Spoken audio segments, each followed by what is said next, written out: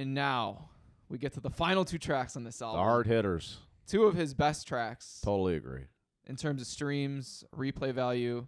I mean, Everything. These are 2 of my favorite. iconic Hendrix tracks. Iconic rock, classic rock songs. And the first one's a cover.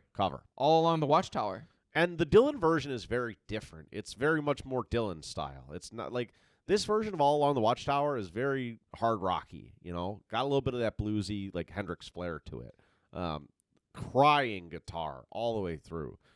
Hendrix on the mic is masterful on this track. Masterful. Yes. He brings the perfect amount of energy. It's a lot of energy, man. He's yelling and letting it rip. The guitar here just is not all over the place. The rhythm guitar is very, very well structured. It plays off the original beat very well, but in his style, his flair to it. Mixed in again with the licks. The licks are everything for this band. The build up to the end really is just fantastic, and the way it fades out, truly a fantastic song.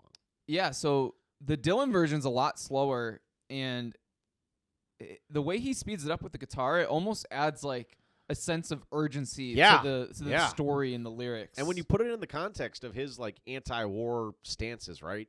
You got the Vietnam kind of pushback coming from this same counterculture.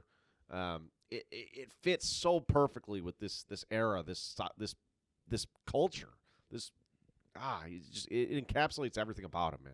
Yeah, so I want to get into the lyrics of this song because I've listened to this so many times and I still I love this song. Yeah, totally. So there's essentially 2 characters in the song. There's the Joker and the thief, and you know the Joker kind of represents like a disillusionment. He's seeing like the darker side of life, feeling exploited. Would probably be a good way to describe the verse of the Joker.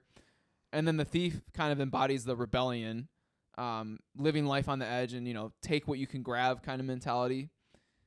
And then the third verse, so like the first 2 verses are like the Joker and the thief talking back and forth with one another. Right. And then the third verse is like it paints a picture of everything else going on around, like in the story.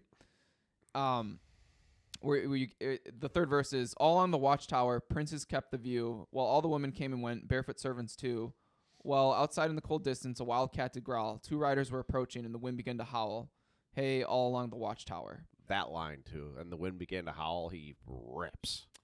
Yeah, and it's like there's so many different things where it's like the song kind of represents like good versus evil, like change in power, seeing the truth in the world. Like, there's so many different elements of it. And it's funny because they asked Bob Dylan what the song was about, and he was like super, like he wouldn't give an answer. Like, which almost adds to the like allure of it. Yeah, like, a little bit of that charm to it. Yeah. Totally agree. And it's, man, what a classic. I mean, I think to wrap it up, like lyrically, I think it kind of. Well, I mean, he didn't write it, but yeah. Yeah. You know.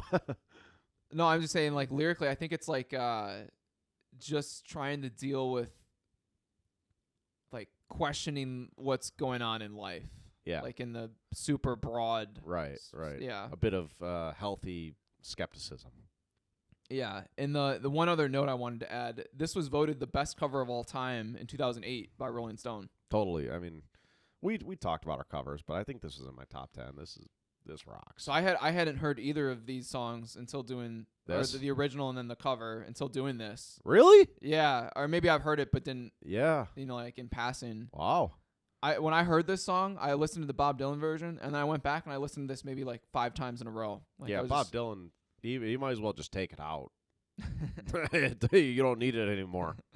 Yeah, this version is far superior to the original. 100% agree. Love this song.